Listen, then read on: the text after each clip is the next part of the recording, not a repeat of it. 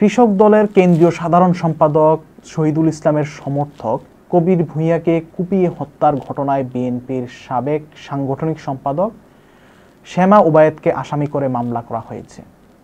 গতকাল শুক্রবার রাত ১টার দিকে নগরকান্দা থানায় নিহত কবির ভূঁইয়ার স্ত্রী মঞ্জিলা বেগম বাদী হয়ে মামলাটি দায়ের করেন। নগরকান্দা থানায় ওসি আমিনুর রহমান বিষয়টি নিশ্চিত করেছেন। মামলায় ৩৬ জনের নাম উল্লেখ করা হয়েছে। এছাড়া অজ্ঞাত হিসেবে ৫০ থেকে ৬০ জনকে আসামি করা হয়েছে। মামলায় শ্যামা ওবায়েদের নাম ১ নম্বরে রাখা হয়েছে। নগরকান্দা থানার ওসি আমিনুর রহমান বলেন, শুক্রবার দিবাগত রাত ১টার দিকে নিহতের স্ত্রী মঞ্জিলা অভিযোগটি মামলা হিসেবে গ্রহণ করা হয়েছে। এই মামলায় এখন পর্যন্ত কাউকে গ্রেফতার করা সম্ভব হয়নি। আপনারা দেখছেন মেঘনা টিভি, সত্যের সন্ধানে সবসময়। এছাড়া দেশ বিদেশের নিত্য নতুন খবর জানতে মেঘনা টিভির ফেসবুক পেজ facebook+meghna tv.bd তে লাইক দিয়ে আমাদের সাথেই থাকুন।